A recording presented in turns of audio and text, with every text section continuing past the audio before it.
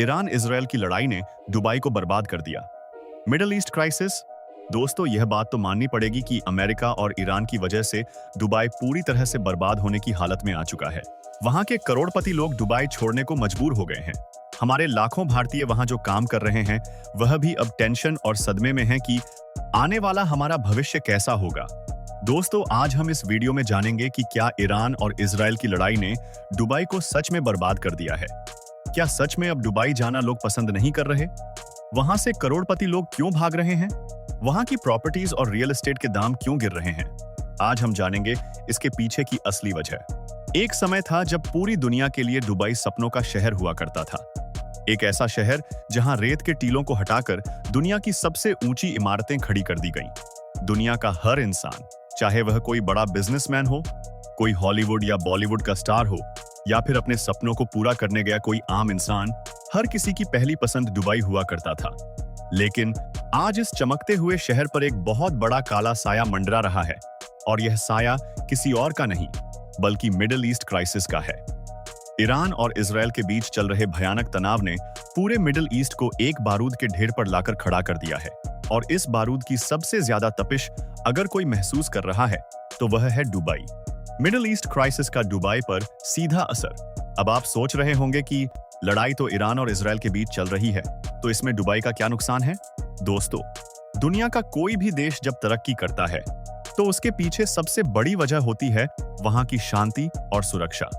Dubai ने पिछले कुछ दशकों में खुद को पूरी दुनिया के सामने एक सेफ हेवन यानी एक सबसे सुरक्षित जगह के रूप में पेश किया था। लेकिन जब आपके पड़ोस में ही मिसाइलें उड़ रही हों, देशों की सीमाएं बंद हो रही हों और युद्ध के बादल छाए हों, तो कोई भी जगह सुरक्षित नहीं रह जाती। दुबई भौगोलिक रूप से इस पूरे तनाव के बिल्कुल बीच में स्थित है। जब भी ईरान और इजरायल एक दूसरे पर हमले करते हैं तो पूरे गल्फ रीजन का माहौल खराब हो जाता है। इसका सीधा असर दुबई की इकोनॉमी, वहां के व्यापार और वहां के माहौल पर पड़ता है। व्यापार को सबसे ज्यादा डर अस्थिरता से लगता है, और आज के समय में मिडिल ईस्ट में अस्थिरता अपने चरम पर है। करोड़पतियों का दुबई छोड़कर भागना। दुबई हमेशा से दुनिया भर के अमीरों और करोड़पतियों का पसंदीदा ठिकाना रहा है। दुनिया भर के रईस लोग अपने पैसे को सुरक्षित रखने और एक शानदार लाइफस्टाइल जीने के लिए दुबई में बसते आए हैं। लेकिन अब हालात बदल चुके हैं। जैसे ही मिडिल ईस्ट में युद्ध का खतरा बढ़ा, इन करोड़पतियों के मन में डर बैठ गया है। अमीर इंसान अपना पैसा वहीं लगाता है जहां उसका पैसा और उसकी जान दोनों सुरक्षित हों। आज के समय में बहुत से करोड़पति अपना पैसा दुबई के बैंकों से निकाल रहे हैं और अपने बिजनेस को दूसरी सुरक्षित जगहों जैसे यूरोप या सिंगापुर में शिफ्ट कर रहे हैं। उन्हें डर है कि अगर यह युद्ध एक बड़े क्षेत्रीय युद्ध में बदल गया तो दुबई भी इसकी चपेट में आ जाएगा।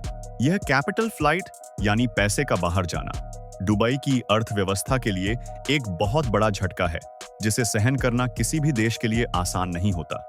रियल एस्टेट और प्रॉपर्टी मार्केट का गिरना। दुबई की इकोनॉमी का एक बहुत बड़ा हिस्सा वहां के रियल एस्टेट मार्केट पर टिका हुआ है। पूरी दुनिया के लोग वहां शानदार विला, फ्लैट्स और कमर्शियल प्रॉपर्टी खरीदते हैं।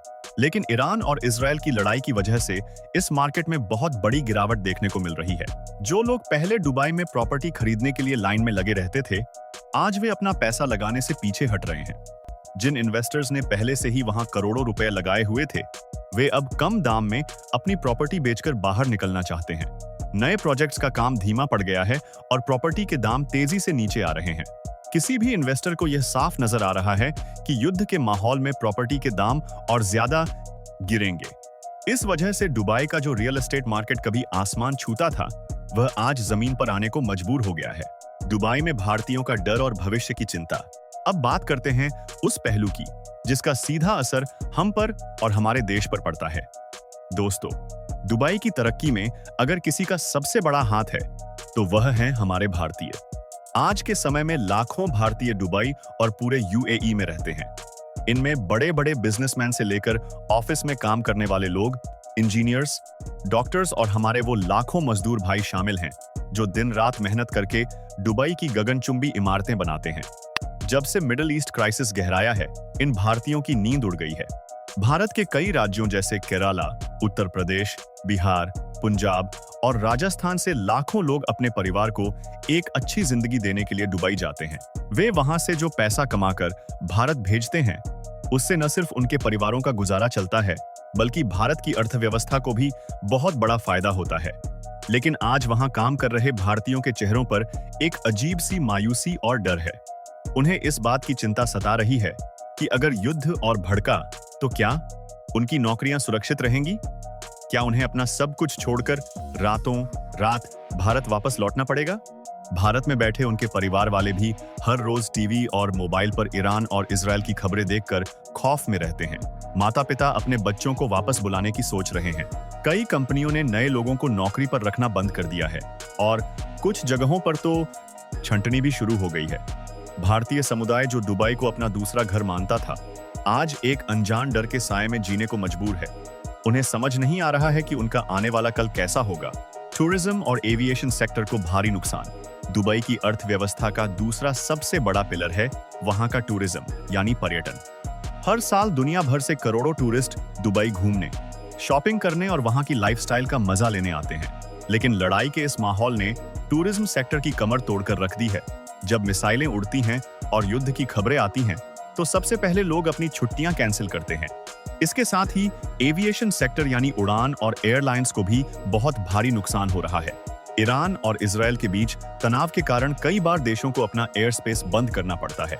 इसके कारण दुबई आने वाली और वहां से जाने वाली हजारों उड़ानें या तो कैंसिल कर दी गई हैं या उन्हें बहुत लंबे रूट से जाना पड़ रहा है। फ्लाइट्स कैंसिल होने की वजह से होटल खाली पड़े हैं, मॉल्स में पहले जैसी भीड़ नहीं है और टूरिज्म से जुड़े हुए लाखों लोगों के रोजगार पर सीधा खतरा मंडरा रहा है। एमिरेट्स जैसी बड़ी एयरलाइंस को भी इस अस्थिरता की वजह से भारी नुकसान उठाना पड़ रहा है। व्यापार और विदेशी निवेश पर असर। दुबई हमेशा से एक ग्लोबल ट्रेड हब रहा है। ईस्ट और वेस्ट के बीच व्यापार का यह सबसे बड़ा सेंटर है। लेकिन युद्ध के डर से विदेशी कंपनियां अब दुबई में नया निवेश करने से बच रही हैं। सप्लाई चेन प्रभावित हो रही है। जहाजों के रास्ते और समुद्री रास्तों पर भी खतरा बना हुआ है। आयात और निर्यात करने वाले व्यापारियों को भारी टैक्स और इंश्योरेंस का पैसा देना पड़ रहा है, जिससे सामान की कीमत बढ़ रही है और व्यापार करना मुश्किल होता जा रहा है।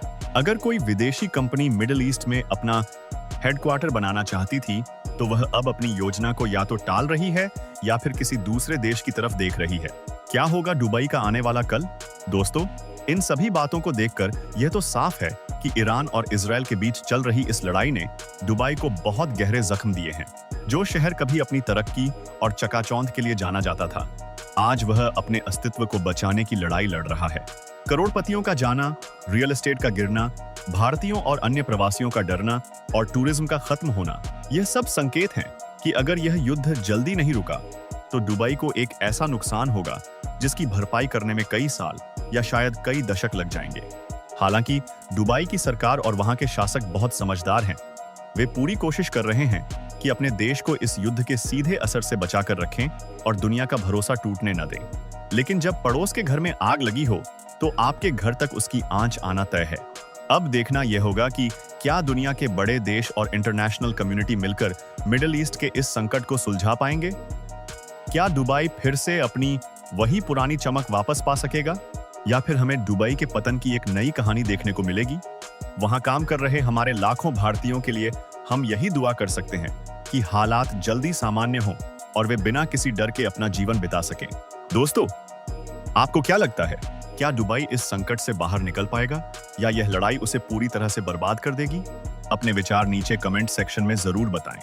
अगर आपको यह जानकारी पसंद आई हो तो इस वीडियो को अपने दोस्तों और परिवार के साथ शेयर जरूर करें, ताकि वे भी इस गंभीर मुद्दे की सच्चाई को जान सकें।